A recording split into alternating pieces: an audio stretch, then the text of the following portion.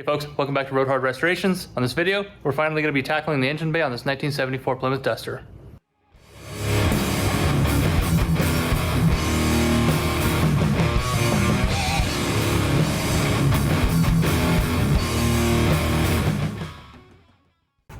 Alright, got the engine bay cleared out, every nut, bolt, and screw is gone. I even went under the dash and pulled out the wiper motor and the heater box.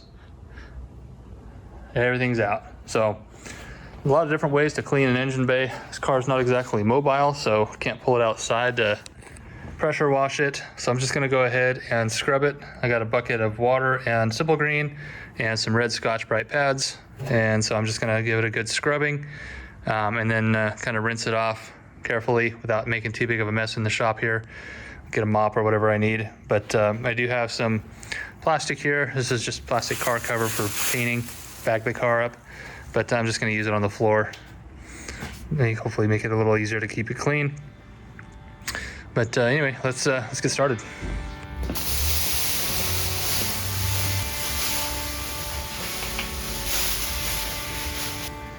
All right, get a little cozy in here. All right, I got my Scotch-Brite pad.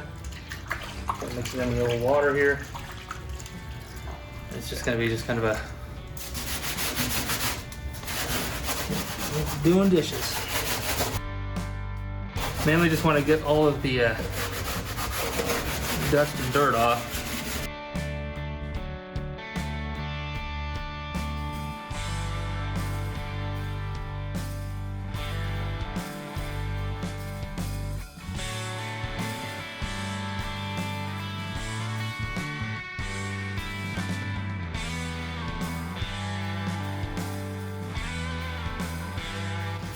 There's that now.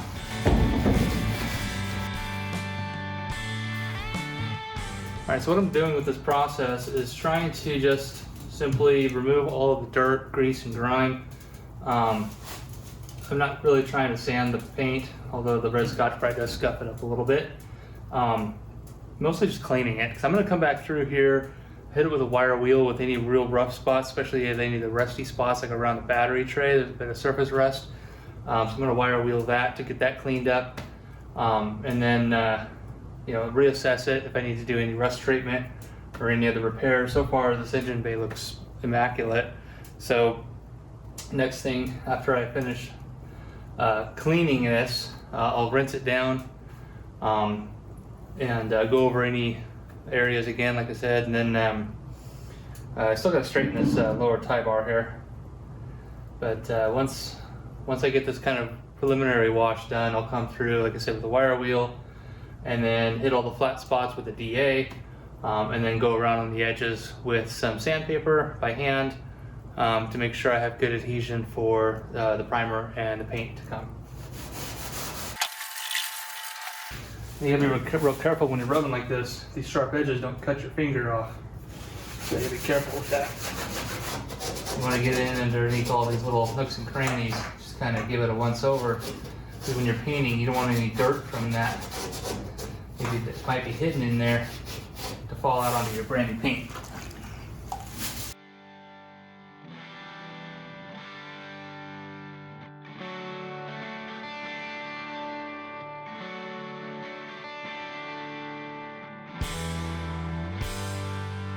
This one's heavily caked with grease, so I'm not going to keep using the same Scotch-Brite to finish this job, so I'm going to switch to a different one, because this thing right here was just really, oh, you know, this is bolted on. If I take these off, so I'm probably just going to take those off before I paint it.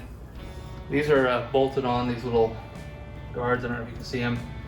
The 70 they're riveted on, and it's hard to get them off of there without damaging them. These are actually bolted on, so I think I'm just going to take those off here. All right, where's my fresh Scotch-Brite? Hey, Scotch-Brite, where'd you go? Oh, it's slippery down here. Number 2.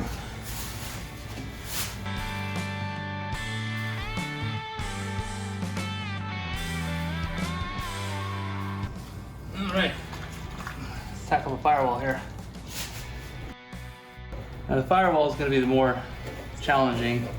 It's got all these holes and protrusions, a lot of different shapes, things to work around.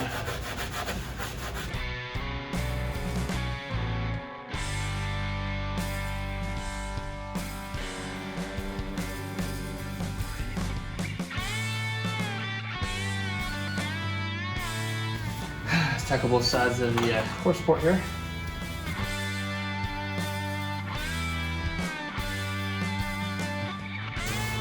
Okay, pretty good.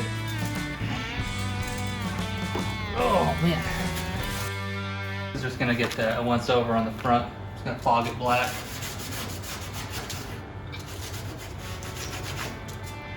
Just getting the dirt and the loose scale off.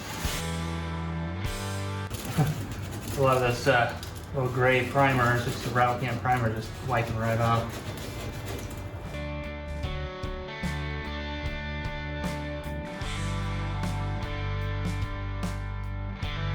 I'm not going to bother with this because I'm not painting it. It's completely hidden by the bumper, the chrome part of the bumper. It'd be just a waste of materials at that point. All right, here's after the first couple steps. First step was to remove all the parts. I did forget the clutch linkage there, but that's okay. I was able to work around it. Gotta go under there and pull the clutch pedal out. But got it scrubbed down. It's still a little damp. You can still see some, streaking of dirt and whatever, but got everything loosened up and or removed. So there's a little bit down there, but I can just kind of go over that with a little spot wash, and I'm going to be going over it again with some other cleaners, grease and wax remover, and a rag. Just kind of go over all the surfaces, make sure everything's clean. I don't want any dirt and oil or grease clogging up my sandpaper, and just kind of grinding it into the paint. But it's come out pretty good so far, just after just simple wash. Now, I suspect somebody painted that red because it was starting to rust. I don't know, it's kind of weird. Anyways, this will be cleaned up pretty easy with some adhesive cleaner. I'm gonna go ahead and do that next. So this thing had aftermarket air conditioning at one time in its life, so they crudely cut a couple holes. I'm not going to go through and actually weld those closed. I'm just going to make a little plate to go over there and bolt it down over the top. And if somebody wants to add AC later on, they can just kind of utilize those holes. Yeah, it's kind of hacked a little bit. I'm not sure what to do about that other than just to cover them up. Trying to weld some holes, weld some circles in there. I don't know, I might consider that. But anywho, meantime, we got a whole bunch of duct tape goop on here. So this is what I like to use. General purpose adhesive cleaner from 3M. Stuff works really well. So it does evaporate super fast. Put a little on a rag here. Sometimes I'll even just kind of douse it a little bit, let it run down from the top.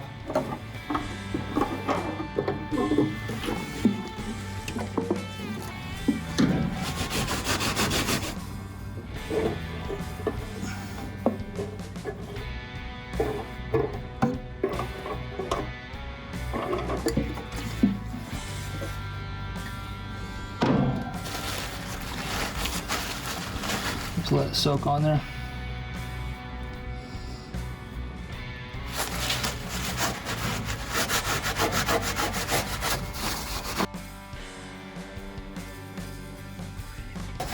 This stuff's been on there for years and years and years, so I'm not surprised it's taken a while to get that stuff off of there.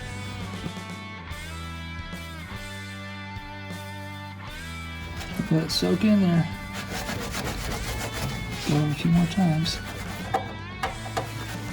Yeah, that stuff's harder than a rock. Alright, so just a little bit of area right here. Okay, got just about most of it off of there. Now be careful, that where the little screw came through there is super sharp. Not to mention the edges where they're all cut up. All right, just got just about all of it off of there now. Just a little bit left here. Not too worried about that little bit. Not worried about slicing my finger open. All right, that'll be good enough. There you have it. Nice, freshly cleaned engine compartment. Ready for the next steps. Probably gonna go over this with a rag and some lacquer thinner to see if I can remove some of this black spray balm that somebody painted the tops of the fender, inner fenders here. Don't know why they did that. And that red paint there. I'm gonna see what the lacquer thinner can do to clean that up a bit. Pretty happy with that.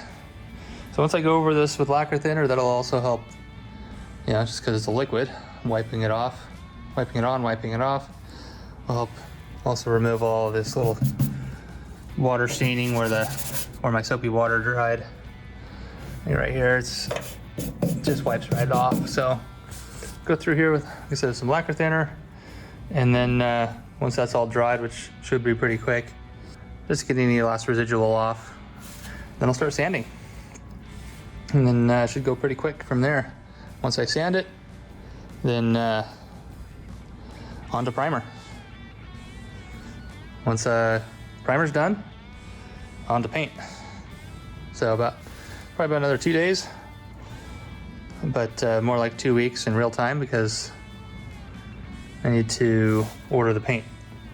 Got the primer, so we'll get that on as soon as we can. All right, so we got the engine bay all cleaned up. So I'm gonna go over this engine bay with some lacquer thinner on a rag. Make sure you have good ventilation if you do that. See how much of this black stuff comes up, because we don't want to put fresh paint over the rattle can paint if it's just going to lift and bubble and cause problems. So I'm going to try to get as much of that off as possible.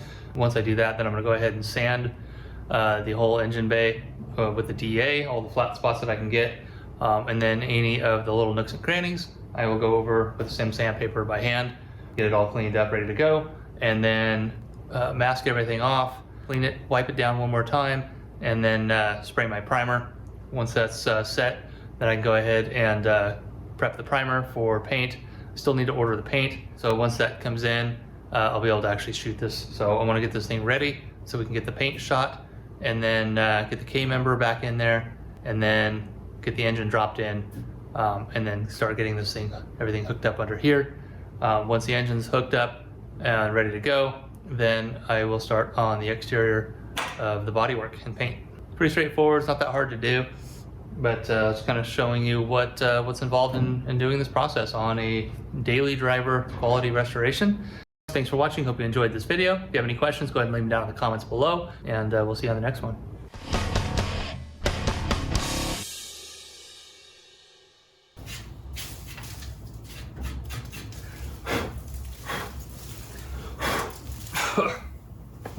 Rust particles.